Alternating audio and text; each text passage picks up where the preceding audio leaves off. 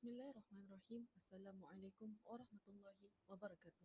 Saya Nur Habsyafika binti Marcelino alias Mazlan, mewakili ahli kumpulan saya akan membentangkan isu semasa iaitu gejala sosial dalam kalangan remaja. Berikan saya 10 orang remaja, niscaya akan saya gegarkan dunia ini. Begitulah ungkapan yang pernah disuarakan oleh bekas Presiden Parti Indonesia, Soekarno, yang menjelaskan betapa kuatnya peranan remaja sebagai penentu pembangunan dan kemajuan negara pada masa hadapan.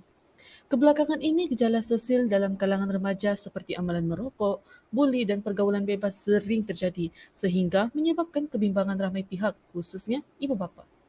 Gejala sosial ditarifkan sebagai sesuatu yang meliputi pelbagai bidang tabiat negatif dalam anggota masyarakat yang tidak memberikan manfaat kepada keteguhan sistem dan struktur ekonomi yang diamalkan oleh sesuatu masyarakat, komuniti ataupun negara.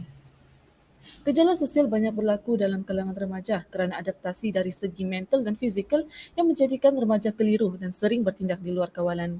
Setiap gejala sosial yang tersendiri Setiap gejala sosial yang berlaku dalam kalangan remaja ini semestinya memiliki punca atau faktor yang tersendiri, dan sebagai masyarakat yang bertanggungjawab, pelbagai langkah boleh diambil bagi mengatasi gejala sosial yang berlaku dalam kalangan remaja pada hari ini.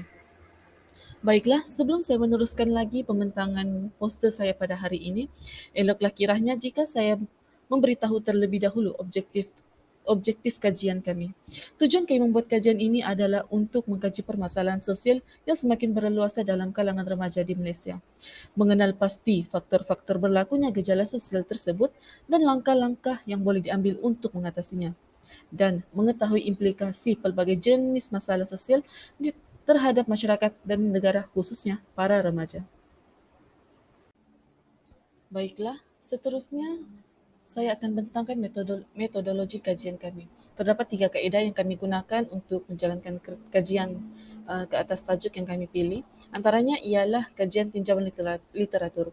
Kajian ini melibatkan pengumpulan maklumat berkenaan gejala sosial dalam kalangan remaja daripada kajian-kajian sedia ada yang terdapat dalam laman sesawang seperti iMedic serta masalah remaja. Melalui metodologi ini, pemahaman yang lebih mendalam terhadap variasi gejala sosial yang berlaku dalam kalangan remaja dapat diperolehi. Yang kedua adalah analisis kandungan laman sesawang. Metodologi ini menggunakan kaedah analisis kandungan pada laman sesawang berkenaan gejala sosial dalam kalangan remaja. Analisis ini dilakukan untuk memahami jenis-jenis gejala sosial. Dengan menganalisis data dan informasi yang dapat diperolehi oleh laman sesawang tersebut, faktor berlaku sesuatu gejala sosial dapat ditentukan dan implikasinya dapat diperolehi.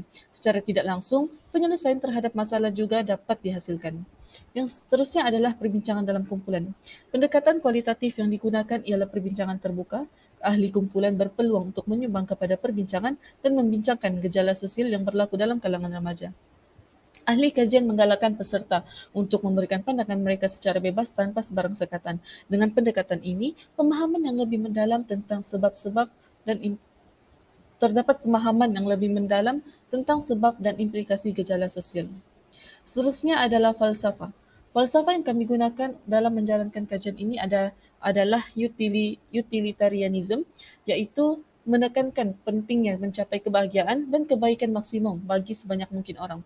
Dalam konteks gejala sosial dalam kalangan remaja, ahli falsafah utilitarianism mungkin akan membincangkan isu-isu tersebut dengan menekankan dampak negatif yang timbul dari merokok, buli dan pergaulan bebas terhadap kesejahteraan dan kebahagiaan individu dan masyarakat secara keseluruhan. Baiklah, saya akan teruskan kepada dapatan kajian kami. Terdapat 3 dapatan kajian yang kami perolehi iaitu dalam gejala sosial yang berlaku dalam kalangan remaja pada hari ini. Yang pertama adalah gejala merokok. Faktor gejala merokok adalah disebabkan pengaruh rakan sebaya. Remaja yang kurang bijak dalam memilih rakan akan memberikan impak negatif dalam kehidupan mereka. Seperti yang kita tahu, orang yang paling dekat selepas ibu bapa kita adalah rakan sebaya. Seterusnya adalah kurang pengetahuan tentang risiko merokok. Kurang ilmu pengetahuan juga merupakan salah satu faktor bagi anak remaja yang mendorong mereka untuk terlibat dalam merokok. Dan Seterusnya adalah stres dan tekanan emosional. Stres dan tekanan emosional merupakan salah satu faktor gejala merokok kerana mereka merasakan apabila merokok mereka dapat melepaskan stres atau tekanan emosional mereka. Seterusnya adalah kesan kesan gejala merokok. Kesan gejala merokok terdapat tiga kesan gejala merokok. Yang pertama adalah masalah kesihatan. Yang kedua, kecanduan nikotin, dan ketiga gangguan pertumbuhan dan perkembangan. Seterusnya adalah faktor pergaulan bebas. Faktor pergaulan bebas yang pertama adalah kurangnya perhatian ibu bapa. Apabila ibu bapa kurang memberi perhatian kepada anak-anak, anak-anak akan mula mencari perhatian di luar sehingga menyebabkan mereka terlibat dalam pergaulan bebas. Yang kedua, tentunya pengaruh rakan sebaya. Kesan daripada pergaulan bebas ini tentunya boleh membawa kepada keruntuhan akhlak, membawa penyakit berbahaya seperti HIV dan AIDS, serta melahirkan anak luar nikah, dan akhirnya akan membawa kepada isu pembuangan bayi seperti mana yang berlaku pada hari ini. Dapatan kajian yang terakhir adalah tentang gejala buli. Faktor gejala buli merupakan kurangnya pantauan dari ibu bapa. Apabila ibu bapa kurang memantau aktiviti anak mereka, mereka tidak sedar dalam diam anak mereka sebenarnya terlibat dalam gejala buli, sama ada menjadi pembuli atau mangsa buli. Yang kedua, faktor yang kedua merupakan pengaruh media sosial. Pengaruh media sosial ini seperti yang kita tahu pada hari ini, para remaja mudah terdedah kepada media sosial sehingga mereka mudah mengakses video atau gambar-gambar yang menunjukkan tentang gejala buli, dan daripada situ mereka boleh merasakan bahawa mereka boleh mencuba untuk membuli, seterusnya menjadikan diri mereka itu merupakan seorang pembuli. Faktor yang ketiga adalah kurangnya penghayatan nilai agama. Seperti yang kita tahu, agama merupakan salah satu tiang panduan untuk dalam kehidupan kita. Apabila kurangnya penghayatan nilai agama, para remaja akan mula bertindak di luar kawalan, seterusnya boleh menjadikan mereka seorang pembuli. Kesan daripada buli ini tidaklah teruk kepada pembuli, tetapi akan memberikan kesan yang sangat teruk kepada mangsa buli. Mangsa boleh merasa tertekan serta boleh membawa risiko kepada bunuh diri. Baiklah, yang seterusnya saya akan bentangkan tentang cara mengatasi gejala-gejala sosial seperti merokok, pergaulan bebas, dan buli ini.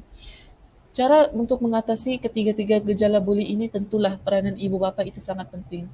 Ibu bapa adalah model insan yang memainkan peranan yang sangat penting dalam kehidupan anak muda dalam menunjukkan kelakuan yang baik. Seterusnya adalah kempen kesedaran seperti pendidikan sivik, pendidikan Islam yang merupakan salah satu platform yang terbaik dalam mendidik anak remaja ini supaya tidak mudah terlibat dalam gejala sosial. Seterusnya adalah peranan media. Seperti yang kita tahu, um, anak remaja anak remaja pada zaman kini mudah terdedah kepada media sosial, dan dari situ kita boleh gunakan media sosial ini sebagai salah satu platform untuk memberikan kesedaran kepada anak remaja um, tentang kesan-kesan gejala sosial ini serta memperbanyakkan ilmu agama. Baiklah, Baiklah, sebelum saya mengakhiri pembentangan isu semasa saya pada hari ini, saya akan menunjukkan tentang perbincangan hasil kajian kami. Kajian menunjukkan bahawa banyak remaja terlibat dalam merokok di peringkat yang semakin awal, seawal sekolah rendah.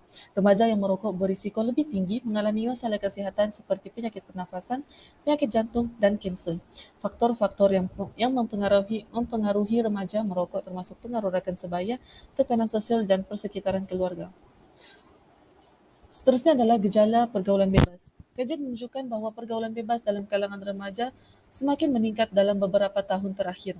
Remaja yang terlibat dalam pergaulan bebas terdedah ke berisiko lebih tinggi untuk terdedah kepada seks bebas, penggunaan dada, dan kehamilan yang tidak diingini. Faktor-faktor yang mempengaruhi pergaulan bebas termasuk kurangnya pengawasan dan komunikasi yang baik antara remaja dan ibu bapa, pengaruh media, serta tekanan rakan sebaya. Yang terakhir adalah gejala buli. Kajian menunjukkan bahawa buli dalam kalangan remaja semakin menjadi isu yang serius. Remaja yang menjadi mangsa buli akan mengalami kesan psikologi dan emosi yang negatif seperti rasa rendah diri, kecemasan, dan depresi.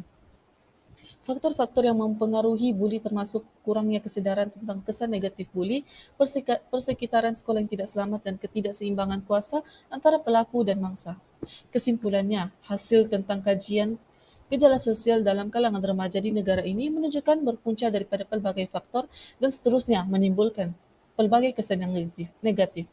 Antaranya ialah disebabkan remaja kini mudah terpengaruh dengan rakan sebaya dan juga sifat ingin mencuba sesuatu yang baru dalam diri mereka.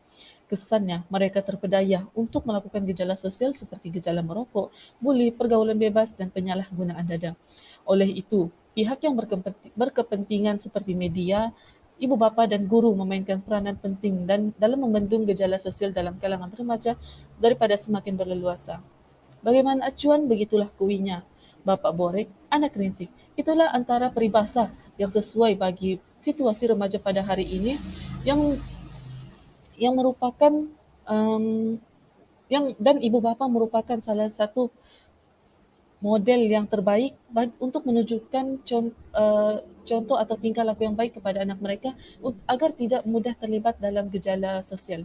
Akhir kata, semua pihak perlu berganding bahu dalam melahirkan modal insan negara yang berkualiti dan melahirkan pemuda-pemudi yang bakal menjadi pemimpin negara di masa hadapan. Sekian, itu sahaja pembincangan saya pada hari ini. Sekian, wabillahi taufiq wal hidayah. Assalamualaikum warahmatullahi wabarakatuh.